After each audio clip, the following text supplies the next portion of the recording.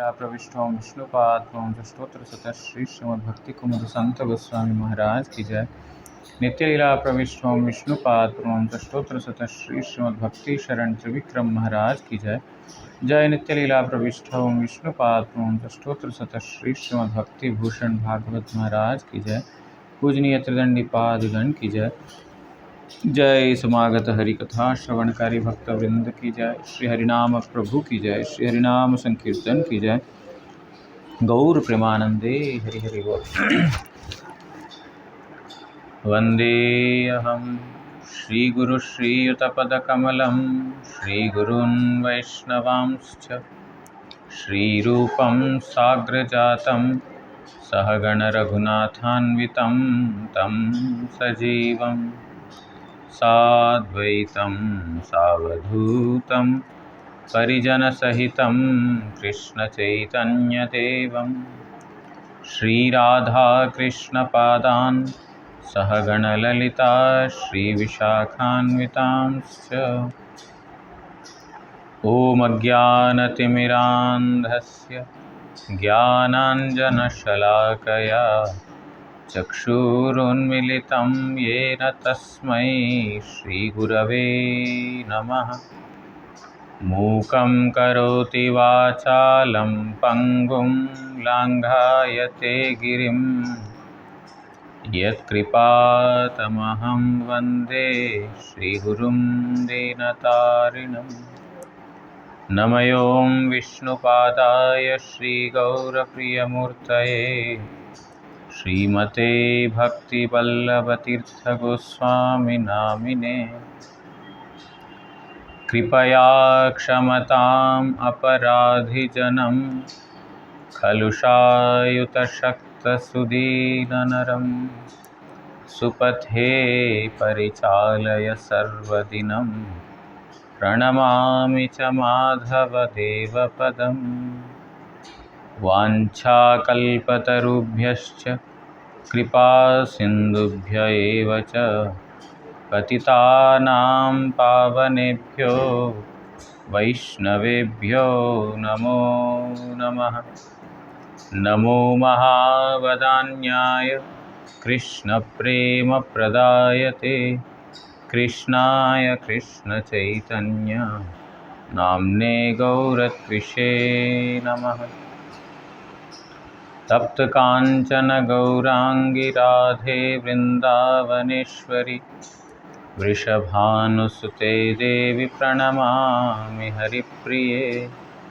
हे कृष्ण करुणा सिन्धु दीनबन्धु जगत्पते गोपेश गोपिकान्त राधाकान्त नमोऽस्तुते।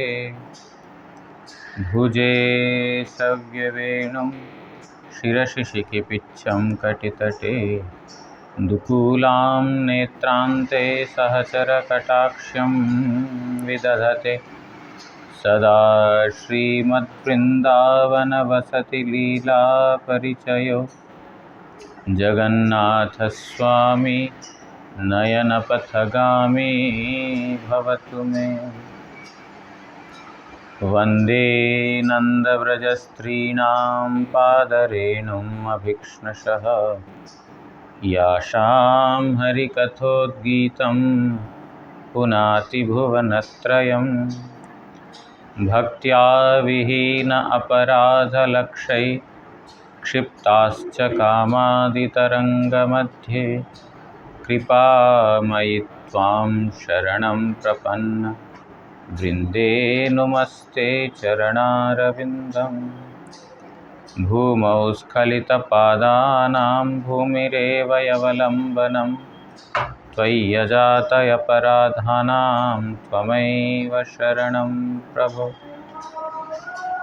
वागीशा यस्य वदने लक्ष्मीर्यस्या च वक्ष्यासि यस्यास्ति हृदये संवित्तं नृसिंहम् अहं भजे।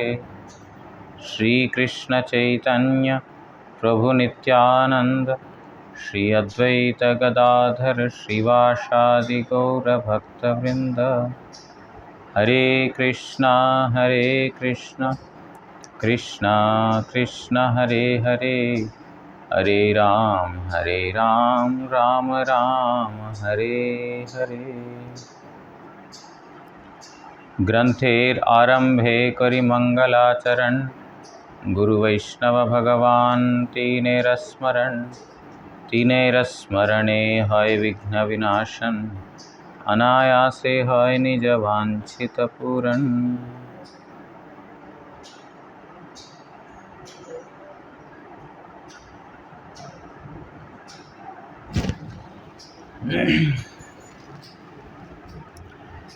श्री श्री चैतन्य चरितामृत मध्यलीला द्वितीय परिच्छेद।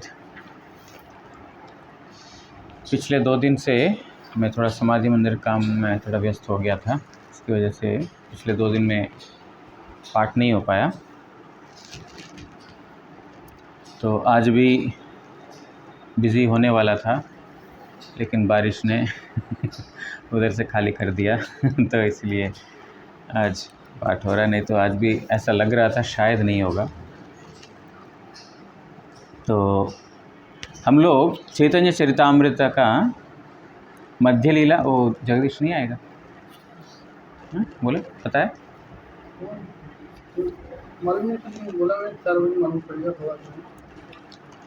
मध्य लीला का द्वितीय परिच्छेद से हम श्रवण कर रहे हैं। कविराज गोस्वामी जो मध्य लीला का प्रथम परिच्छेद में महाप्रभु का संन्यास ग्रहण करने के बाद 12 साल, प्रथम 12 साल, उसमें से 6 साल जो है विभिन्न स्थानों में भ्रमण करते हैं। उसके बाद अगले 6 साल जो है नीलाचल धाम में रह करके भक्तों से मिलते हैं। उसका संक्षिप्त रूप में, उसका सूत्र रूप में उन्होंने बता दिया कि ये लीलाओं को मैं वर्णन करने जा रहा हूँ करके। और अभी जो द्वितीय परिच्छेद में उसके बाद के जो 12 साल, जो लास्ट के जो 12 साल महाप्रभु का जो इस पृथ्वी में उन्होंने लीला की, जिसमें भक्तों के साथ मिलना बहुत ही कम कर दिया, और जिस समय केवल मात्र कृष्ण विरह में बहुत प्रकार के भाव उनके हृदय में प्रकाश होकर शरीर के ऊपर नाना प्रकार का जो विकार विस्तार कर रहे थे, वो सब लीलाओं का संक्षिप्त रूप में कविराज गोस्वामी बताया। उसके बाद तृतीय अध्याय से महाप्रभु का संन्यास ग्रहण के बाद क्या क्या लीलाएं हुई, असल जो है वहाँ से शुरू होते हैं। तो अभी हम लगभग द्वितीय परिच्छेद के अंत में ही हैं। 1-2 दिन के बाद हमारा जो तृतीय अध्याय का आरंभ होगा। तो अभी लास्ट हमने जो श्रवण किया था, महाप्रभु में बहुत प्रकार के भाव ऐसे उदित हो रहे हैं। यहाँ पर कविराज गोस्वामी एक उदाहरण के माध्यम से बता रहे हैं कि जैसा एक मत्त हाथी को गन्ने का वन में छोड़ दिया हो, तो कैसे गन्ने का वन को उजाड़ देता है, सब कुछ छिन्न भिन्न कर देता है, उसी प्रकार ये महाप्रभु के अंदर जो भाव है ये मत्त हाथी का जैसा है। और महाप्रभु का शरीर वो गन्ने का बगीचे के जैसा है। जो ये बहुत सारे भाव मिलकर के महाप्रभु के शरीर में बहुत प्रकार के विकार, और कभी दुख तो कभी सुख, तो कभी विरह तो कभी आनंद, कभी हर्ष, कभी धैर्य खो जाना, कभी दीनता प्रकाश करना, इस प्रकार का जो है बहुत प्रकार के भाव हो रहे हैं उत्पन्न। और उनके लक्षण देख के ऐसा लगता है कि जो उन्माद अवस्था में हैं। कभी कृष्ण का स्फूर्ति है, अभी कृष्ण है करके लगता है, और क्षण में जो है श्री कृष्ण का दर्शन हो जाता है। बहुत प्रकार के भाव उनके अंदर जो है उदित हो रहे हैं। कभी भगवान को निंदा करते हैं कि तुमने कैसे मुझे छोड़ करके चला गया, और कभी उसका अगले पल ही जो उनको स्तुति भी करते हैं। बोलते हैं कि हे प्रभु, आप मेरे देव हो, और नाना प्रकार के क्रीड़ा करके आपने इस जगत में जितने भी नारी हैं सबका मन को आपने आकृष्ट किया है। और सभी का आनंद भी वर्धन किया है। आप मेरे पति हो, आप मेरे स्वामी हो, आप मेरे हृदय में ही बैठे हो। क्योंकि मतलब इसके द्वारा मुझे समझ में आता है कि आपने मेरा भाग्य को उदित किया है। मेरा भाग्य उदित करने के लिए आप जो है मेरे हृदय में बैठे हो। जितने भी जगत में नारीगण हैं सबको तुम आकर्षित करके तुम सबका जो समस्या है तब सब तुम समाधान करते हो और सभी का चित्त को तुम हरण करते हो, मतलब चोरी करते हो। ऐसे में कौन तुमको सम्मान करेगा? मतलब कभी ऐसा बोल रहे हैं तो कभी दूसरे प्रकार से बोल रहे हैं। ऐसा एक उन्माद अवस्था में इस बात से उस बात में कोई तालमेल नहीं है, तुक नहीं बनता है। कभी गुस्से में बोल रहे हैं तो कभी आनंद में बोल रहे हैं। इस प्रकार बोलते हैं तुम्हारा मति, तुम्हारा चित्त जो है बहुत चंचल है, एक जगह कभी बैठता नहीं है। इसमें तुम्हारा लेकिन कोई दोष नहीं, तुम्हारा चित्त का दोष है। तुम क्या कर पाओगे? तुम्हारा चित्त का दोष है, एक जगह तुम्हारा वो स्थिर नहीं होता है।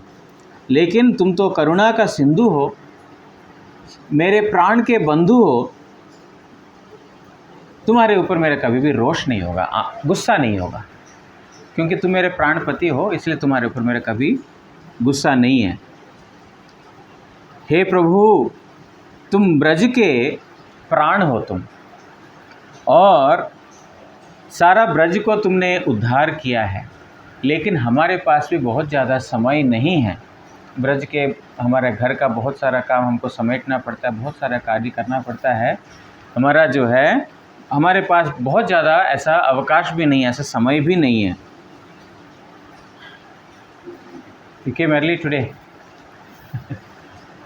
I think that girl will be able to translate to you to English. Oh, okay. I think so. कर सकती हो ना? हाँ?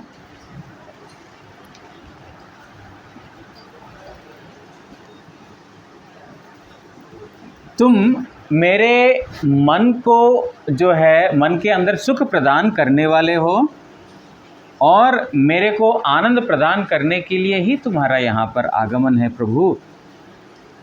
मेरा निंदा वाक्य से तुम गुस्सा नहीं होना। मैं ऐसे ही बोला, तुम मेरे निंदा वाक्यों से गुस्सा नहीं होना। मैं तुम्हारी स्तुति करूँगी। अभी महाप्रभु राधा रानी का भाव में आकर के राधा रानी के जैसे ही वचन बोल रहे हैं। गुस्सा नहीं करना कि मैं तुमको इस प्रकार बोल दिया, तुम्हारा जो है मन एक जगह रहता नहीं है, तुम स्थिर नहीं हो। गुस्सा नहीं करना। इस प्रकार महाप्रभु में विविध प्रकार के भाव उत्पन्न हो रहे हैं। अब आगे का पढ़ते हैं। मूर्छय हईलो साक्षात्कार, उठी करे हुंकार, कहे এই आइला महाशय, कृष्णेर माधुरी गुणे, नाना भ्रम হয় मने, श्लोक पढ़ी करय निश्चय। जो इस प्रकार प्रलापमय वचन बोलते बोलते, प्रलाप मतलब मैडनेस, प्रलापमय वचन बोलते बोलते महाप्रभु मूर्छित हो जाते हैं और फिर उठ कर के हाहाकार मचाते हैं। उस विरह में हाहाकार मचाते हैं और करते करते करते करते ये आ गया कृष्ण। उनका स्फुरित हो जाता है श्री कृष्ण। अभी तक विरह में जो बोल रहे हैं अभी सामने प्रकाशित हो जाते हैं। ये आ गया, महाशय आ गया। यहाँ पर कृष्णेर माधुरी गुण, श्री कृष्ण के जितने भी माधुर्यमय गुण हैं वो सब जो है महाप्रभु का भ्रममय मन में सब स्फुरित हो रहे हैं, मतलब भ्रमित हो गए हैं। अभी ऐसा लग रहा है कि भगवान सामने है, कृष्ण सामने है, वास्तविकता में है नहीं, लेकिन भ्रमित अवस्था में महाप्रभु कृष्ण के जो सारा माधुर्यमय लीला उनका सामने साक्षात्कार हो गया और ये श्लोक वो पाठ कर रहे हैं। मारह स्वयं नु माधुवद्गीत मंडलम नु, माधुर्यमेव नु मनोनयन अमृतम नु, वेणी मृजो नु मम जीवित वल्लभो नु, कृष्णो अभयभ्युदयते मम लोचनाय। ये कृष्ण करणामृत का श्लोक है, बिल्वमंगल ठाकुर जी ने लिखा है। उसका एक श्लोक महाप्रभु बोल रहे हैं। हे सखी, साक्षात कंदर्प स्वरूप, द्युति कदम्ब माधुर्य स्वरूप, मूर्तिमान माधुर्य स्वरूप, मनोनयनेर अमृत स्वरूप, गोपीजनेर वेणीर उन्मोचन द्वारा आनंद प्रदान स्वरूप, अमार प्राणवल्लभ स्वरूप, এই যে साक्षात नंदनंदन आमार दर्शन पते अभ्युदित होइलें। हे सखी, राधा रानी का भाव में बोल रहे हैं, हे सखी, ये जो नंदनंदन श्री कृष्ण हैं अब मेरे आँखों के सामने साक्षात्कार हो गए, मेरे आँखों के सामने प्रकट हो गए हैं। कैसे नंदनंदन श्री कृष्ण हैं उनके बारे में, उनके माधुर्यमय लक्षणों के बारे में यहाँ पर वर्णना कर रहे हैं। साक्षात कंदर्प स्वरूप, वो स्वयं कंदर्प के जैसे हैं। कंदर्प मतलब क्यूपिड, स्वयं क्यूपिड के जैसे, कंदर्प के जैसे हैं। द्युति कदम्ब माधुर्य स्वरूप, और जो कदम्ब फूल होता है, कदम्ब फूल का जो द्युति मतलब उसका जो कांति, कदम्ब फूल की कांति जो है बहुत ही मतलब तेज, मतलब एकदम सफ़ेद। जो कदम्ब द्युति का माधुर्य, जिस प्रकार जो कदम्ब फूल का जो कांति का माधुर्य है, वही माधुर्य स्वरूप लक्षण युक्त है मेरे कृष्ण। मूर्तिमान माधुर्य स्वरूप, और क्या बोलें, अगर माधुर्य ही एक मूर्ति स्वरूप धारण करता है तो किस प्रकार होता है, वही मेरे कृष्ण का स्वरूप है। माधुर्य मतलब स्वीटनेस, अगर स्वीटनेस ही एक फॉर्म को ग्रहण कर लिया है तो फिर कैसा होता है, वो उनका है। मनोनयनेर अमृत स्वरूप, जो मन के जो आँख है उसका अमृत स्वरूप है। गोपीजनेर वेणीर उन्मोचन द्वारा आनंद प्रद स्वरूप, जो गोपियों के जो बाल होते हैं, केश, उन केशों को उन्मोचन करके जो बांधते हैं, गोपियाँ बांधती हैं, उन केशों को खोल देना मतलब उनको उन्मोचन करना, उस बंधन से विमुक्त करके हमको गोपियों को आनंद प्रदान करने वाले श्री कृष्ण अमार प्राणवल्लभ स्वरूप, मेरे ही प्राणवल्लभ स्वरूप जो श्री कृष्ण हैं, साक्षात मेरे आँखों के सामने अभी आगमन किए हैं, अभी मेरे सामने आ गए हैं। इस प्रकार चैतन्य महाप्रभु राधा रानी अन्य अन्य सखियों को जैसे बोल रही है, उस भाव में आकर के बोल रहे हैं कि बा यही साक्षात काम द्युतिबिंब मूर्तिमान की माधुर्य स्वयं मूर्तिमंत कि बा मनो नेत्रोत्सव कि बा प्राणवल्लभ सत्य कृष्ण आइला नेत्रानंद। उसी श्लोक का कविराज गोस्वामी बांग्ला में पयार के रूप में लिखा। बोल रहे हैं साक्षात काम है, साक्षात जो है काम देवता ही मेरे कृष्ण हैं। द्युतिबिंब मूर्तिमान, जो बिंब फूल का जो द्युति कांति ही उनका रूप है। कि माधुर्य स्वयं मूर्तिमंत, जो माधुर्य ही जो स्वयं मूर्तिमान विग्रह स्वरूप धारण करके आए हो, ऐसा उनका मूर्ति है। कि बा मनो नेत्रोत्सव, क्या नेत्र का उत्सव है। ऐसा जो माधुर्यमय श्री कृष्ण मेरे आँखों के सामने हैं, कितना मेरे आँखों का, नेत्रों का उत्सव है। कि बा प्राणवल्लभ, मेरे प्राणवल्लभ, मेरे अत्यंत प्राण के प्रिय हैं। सत्य कृष्ण आइला नेत्रानंद, सत्य मैं बोल रहा हूँ सखी, ये मैं झूठ नहीं बोल रही हूँ, मैं सत्य बोल रही हूँ। कृष्ण जो है यहाँ पर आ गया है। ऐसा मेरे नेत्रों को, मेरे आँखों को आनंद प्रदान करने के लिए है सखी, सच में श्री कृष्ण आँखों के सामने आ गए। इस प्रकार चैतन्य महाप्रभु भ्रम में बोल रहे हैं। गुरु ट्रांसलेट कर पा रही हो? She is able to translate? It's actually difficult subject, little difficult to translate. गुरु नाना भावगण शिष्य प्रभुर तनुमान, नाना रीते सतत नाचाय, निर्वेद विषाद दैन्य चापल्य हर्ष धैर्य मन्यो, यही नृत्य प्रभुर काल जाए। कविराज गोस्वामी एक अद्भुत उदाहरण देकर के समझा रहे हैं। जो बहुत प्रकार के भाव हैं वो सारे भाव बन गए गुरु, और महाप्रभु का शरीर और मन बन गया शिष्य। गुरु का काम क्या है? शासन करना। शिष्य का काम क्या है? गुरु का बात सुनना। तो गुरु बन गए भाव, जितने भी भाव है ये सब गुरु बन गए। और शिष्य कौन बन गए? महाप्रभु के मन और शरीर दोनों। तो क्या कराते हैं अभी? नाना रीते सतत नाचाए। ये गुरु भाव सब मिलकर के श्री कृष्ण को, मतलब महाप्रभु के मन को और शरीर को विविध प्रकार से नचा रहे हैं। जैसे गुरु शिष्य जो नृत्य सिखाते हैं ना, जो नर्तकी को या नर्तक को नृत्य सिखाते हैं, गुरु बोलते हैं ऐसा नाचो, ऐसा नाचो, अभी कूदो, या तो अभी मुद्रा ऐसा रखो। उसी प्रकार एक एक भाव महाप्रभु के मुद्राओं को, महाप्रभु के क्रियाओं को और महाप्रभु के शरीर के ऊपर विकारों को परिवर्तन कर रहे हैं। क्या क्या भाव है? निर्वेद, विषाद, दैन्य, चापल्य, हर्ष, धैर्य, मन्यु, यही नृत्य प्रभुर काल जाए। ये सब भाव, निर्वेद मतलब वस्तु से पूर्ण रूप से एक विरक्ति आ जाना, उसको बोलते हैं निर्वेद। विषाद, विषाद मतलब, विषाद तो समझते हैं, बहुत दुख का आत्यंतिक दुख, विषाद। दैन्य, दीनता। चापल्य, चपलता, चपलता मतलब चंचलता। हर्ष, हंसाना मतलब सुख, हर्ष मतलब सुख। धैर्य, धैर्य मतलब धीरज।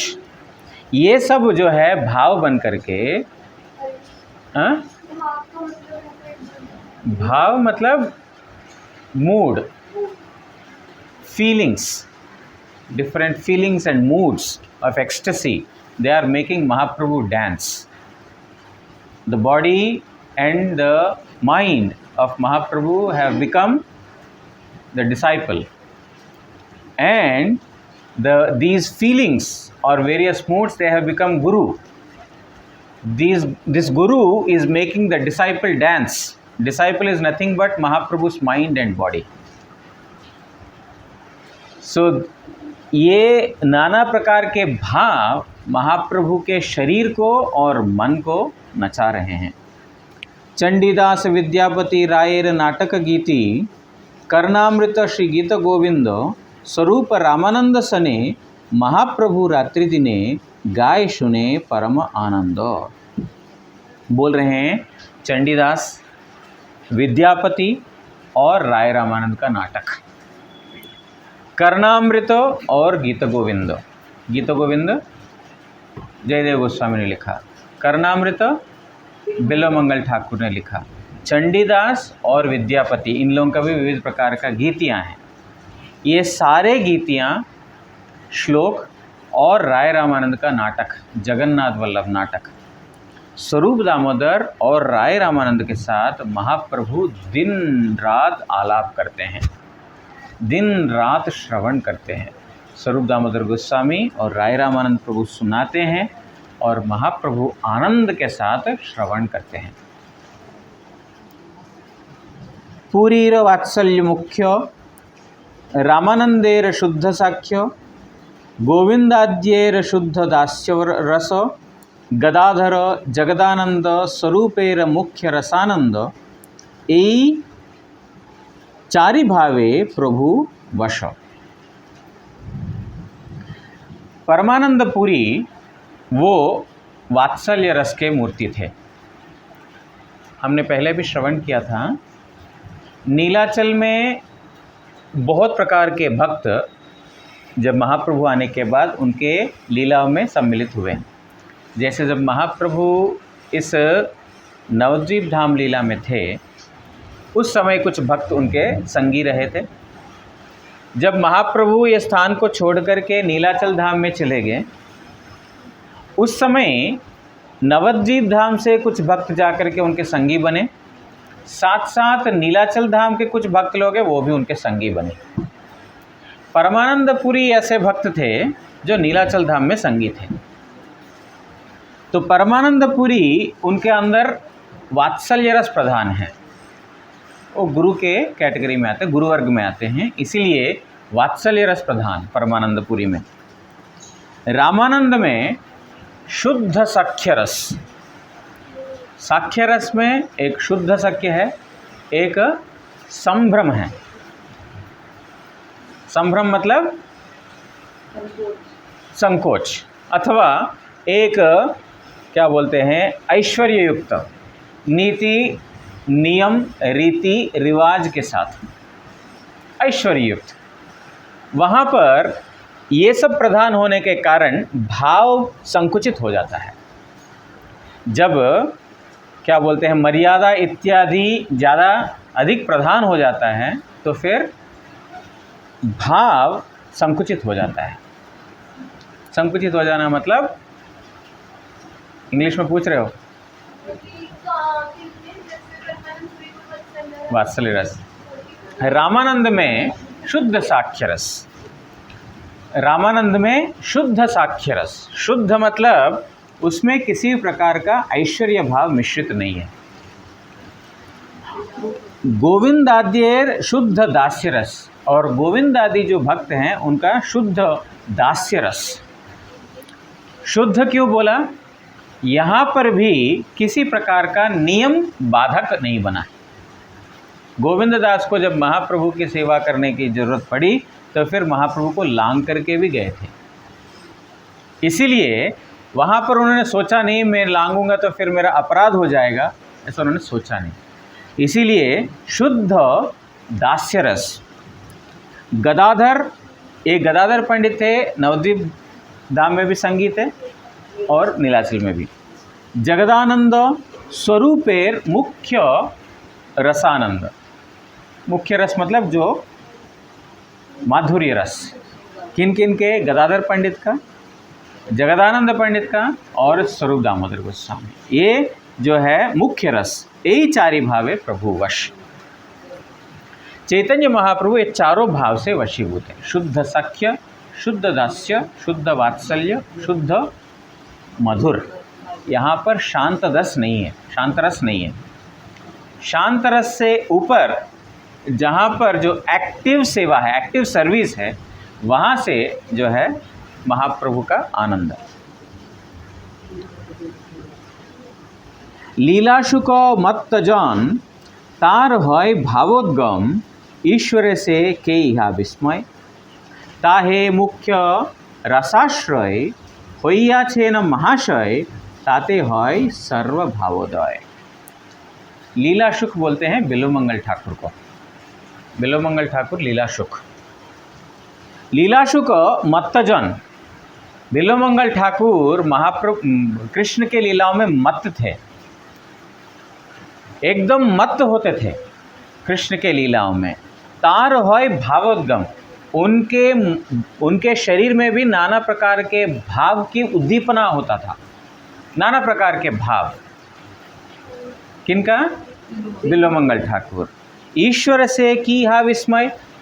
अगर बिल्वमंगल ठाकुर जैसे भक्त में इस प्रकार का भाव उदित हो रहे हैं, चैतन्य महाप्रभु तो स्वयं ईश्वर है, उसमें ऐसा भाव उदित होने में क्या विस्मय है, क्या आश्चर्य है।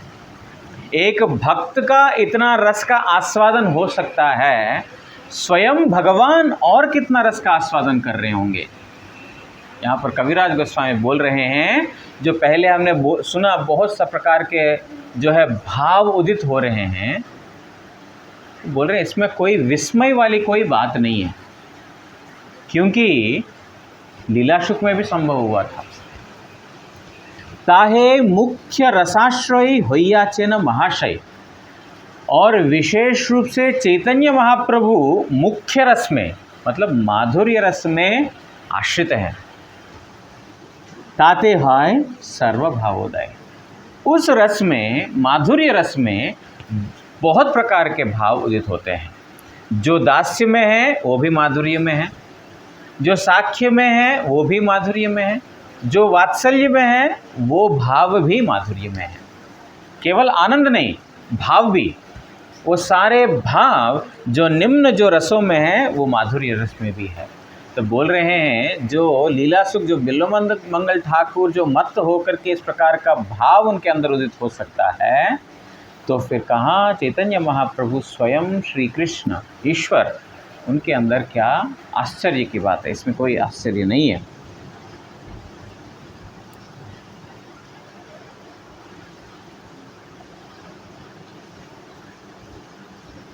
यहाँ पर प्रभुपाद जी लिखते हैं, राय का नाटक मतलब जगन्नाथ वल्लभ नाटक, गीति मतलब चंडीदास, विद्यापति, रामानंद राय, बिल्वमंगल और जयदेव, इन सब के द्वारा लिखी गई जो पद्य इत्यादि, श्लोक इत्यादि। और श्री भक्ति विनोद ठाकुर लीला शुक के बारे में थोड़ा लिख रहे हैं।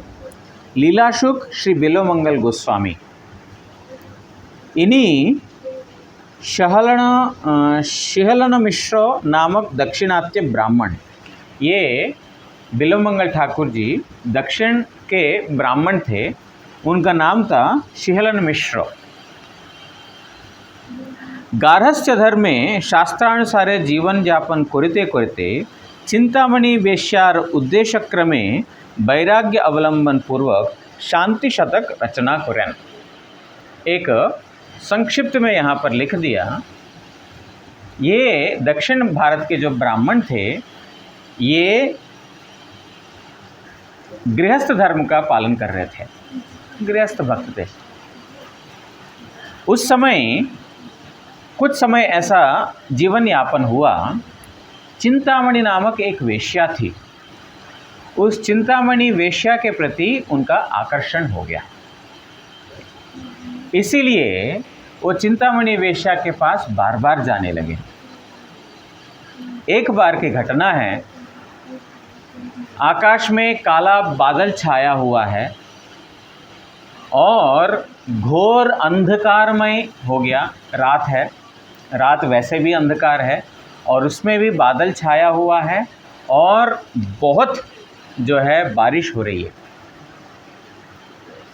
लेकिन बिल्वमंगल ठाकुर को इस चिंतामणि से मिलने का आग्रह हुआ। उन्होंने क्या किया कि मिलना है, जिस किसी भी तरीके से मिलना है, ऐसा करके घर से निकल गए। बारिश को कोई परवाह नहीं किया। बीच में एक नदी को पार करना पड़ता है, जलाशय है, उसको पार करना पड़ता है। अभी अंधकार है, आधी रात है, बारिश है, ऐसा कौन नाविक आएगा पार कराने के लिए? कोई नाविक नहीं था, कोई बोट भी नहीं था वहाँ पर। तो उन्होंने क्या किया, अब मिलने के लिए उनका इतना प्रबल वांछा हो गई, अपने आप को रोक नहीं पा रहे हैं।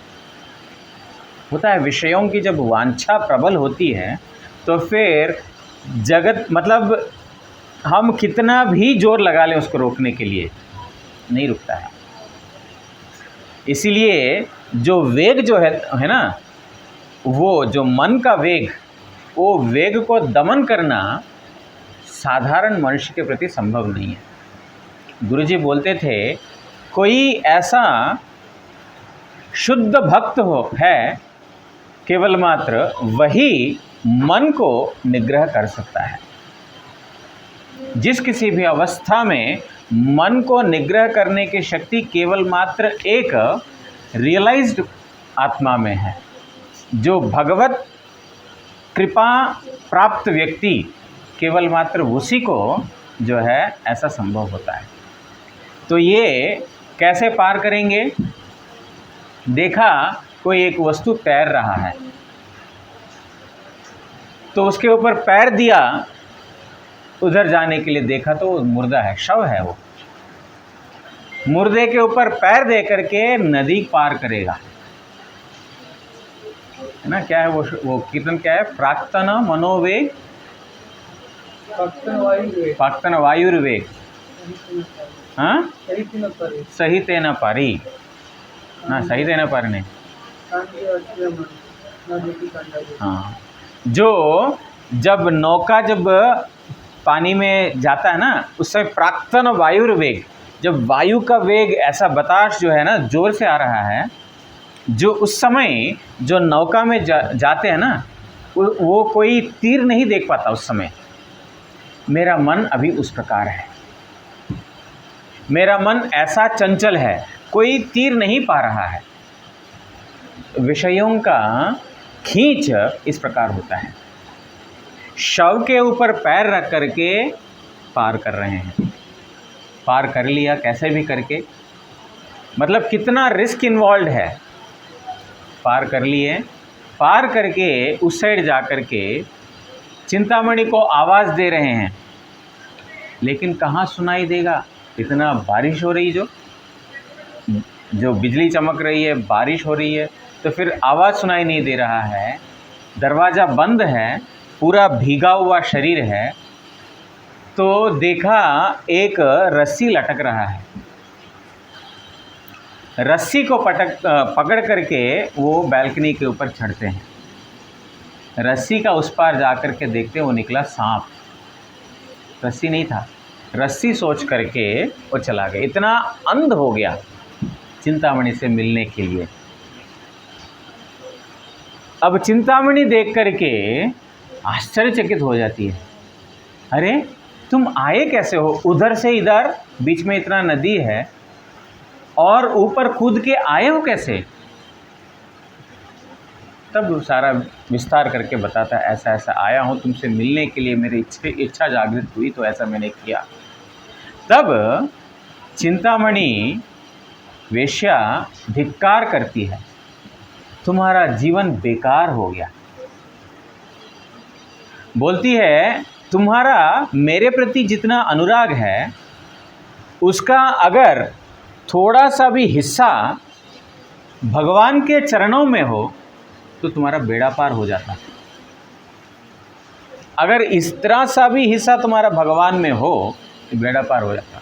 हमारे भक्तिनाथ ठाकुर जी लिखते हैं, विषये जे प्रीति एबे आछाए अमार, सेई मत प्रीति हो चरणे तुम्हारे। मेरे को विषयों में जिस प्रकार आसक्ति है, हे प्रभु आपके चरणों में ऐसा मेरा मति बने। लेकिन यहाँ पर चिंतामणि बोलती है, उसका थोड़ा सा भी हिस्सा अगर तुम्हारे भगवान के प्रति हो, तुम्हारा बेड़ा पार हो जाता है। ये बिल्वमंगल ठाकुर जी का जीवन में टर्निंग पॉइंट था। गृहस्थ जीवन कर रहे थे आश्रम, और वेश्या के प्रति उनका आकर्षण हुआ। अब वेश्या ने जब ये वाणी बोली, ये उनका जीवन में टर्निंग पॉइंट आया। उस वेश्या को उन्होंने गुरु माना। गुरु कौन है? वृत्ति से, शरीर से या तो लिंग से कोई गुरु का ये नहीं कर सकते, निर्णय नहीं किया जा सकते। जेई कृष्ण तत्ववेत्ता से ही गुरु है। हमको कृष्ण के ओर जो हमको लेके जाता है वो है हमारा गुरु। उस चिंतामणि को गुरु मान करके अब बिल्वमंगल ठाकुर को भी अपने इस प्रकार की क्रिया एवं विचार के ऊपर धिक्कार आया। क्या किया मैंने, इतना पागलपन? ये पागलपन अगर मेरा भगवान के प्रति होता, सही तो बोला उसने, साथ साथ छोड़ करके चले गए। इसको भी छोड़ दिए, परिवार को भी छोड़ करके त्याग करके चले गए। लेकिन रास्ते में फिर एक बार उनका आकर्षण होता है। जाते जाते सोचा सब छोड़ करके मैं वृंदावन की ओर चला जाऊंगा। रास्ते में जाते जाते एक और बार उनका मन जो है एक स्त्री मूर्ति को देख करके आकर्षित होता है। बोलते हैं ये मेरा आँख ही जो है ना मेरा इस आकर्षण का कारण बन रहे हैं। उन्होंने साथ साथ आँखों का पर्दा को फाड़ लिया। मतलब उस समय से वो अंधे हो गए कि मेरा डिविएशन ही ना रहे। ऐसा अंध अवस्था में वृंदावन धाम में पहुँचे। वृंदावन धाम में पहुंचने के बाद जिस प्रकार से उन्होंने श्री कृष्ण का लीलाओं का माधुर्य को आस्वादन किया, ये शब्दों में वर्णन नहीं कर सकते हैं। इतना उन्होंने आस्वादन किया, उनका नाम पड़ गया लीला सुख। दूसरा एक और नाम है लीला सुख। सुख भी बोलते हैं, सुख भी बोलते हैं। लीला सुख मतलब जो सुखदेव गोस्वामी ने सभी भागवत के मतलब भगवान के लीलाओं का वर्णन किया, और बिल्वमंगल ठाकुर ने विशेष करके लीलाओं का जो है वर्णना किया श्री कृष्ण के। लीला सुख इसके लिए उनका नाम है। और एक और नाम है लीला सुख, मतलब श्री कृष्ण के लीलाओं में ही जिन्होंने सुख और आनंद को आस्वादन किया, लीला सुख। तो उसके बाद उन्होंने शांति शतक रचना किया।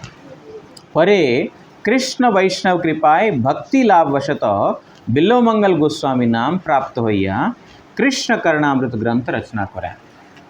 उसके बाद वृंदावन धाम में आ गए। वृंदावन धाम में आने के बाद गुरु वैष्णव के कृपा से भक्ति संपूर्ण रूप से प्राप्त करके, वो टर्निंग पॉइंट तो उन्होंने चिंतामणि ने दिया, लेकिन रास्ते में तो आया, लेकिन अब उस रास्ते में गाइड करने वाला गुरु वैष्णव उनको मिला और उनका नाम अभी कर दिया बिल्वमंगल गोस्वामी। और उन्होंने कृष्ण करणामृत की रचना की। ताहार प्रेमोन्मत्त भाव देखिया लोके ताहा के लीला सुख बोलते हैं। उनको उनकी जो कृष्ण प्रेम में उन्मत्तता देख करके, लीलाओं में उन्मत्तता देख करके बहुत सारे लोग उनको जो है लीला सुख बोलते हैं। और प्रभुपाद जी बोलते हैं लीला सुख भी बोलते हैं उनको। चित सुखाचार्य, या उनका एक और नाम है चित सुखाचार्य। चिन्मय सुख के आचार्य हैं। चिन्मय सुख किसमें है? भगवान की लीलाओं में, भगवान के लीला वर्णनों में, भगवान का माधुर्य वर्णन में। जैसा भी हमने कृष्ण करनाम से एक श्लोक सुना ना, उनका माधुर्य का वर्णन करते हुए, माधुर्य का वर्णन, लीला का वर्णन, यही उन्होंने किया। इसलिए चित सुखाचार्य, चिन्मय सुख के आचार्य हैं वो बिल्वमंगल और बिल्वमंगल, ये नाम इनके विविध नाम हैं। विष्णु स्वामी संप्रदाय भुक्त त्रिदंडी स्वामी, जो विष्णु स्वामी संप्रदाय में उन्होंने त्रिदंड संन्यास ग्रहण किया। ठीक है, आज यहाँ पर विश्राम देते हैं। यहाँ बोल रहे हैं कि लीला सुख के लिए अगर संभव हुआ तो फिर ईश्वर चैतन्य महाप्रभु उनके लिए क्या असमंजस्य है, इस प्रकार बोल रहे हैं। वाञ्छाकल्पतरुभ्यश्च कृपा सिन्धुभ्य एव च पतितानां पावनेभ्यो वैष्णवेभ्यो नमः।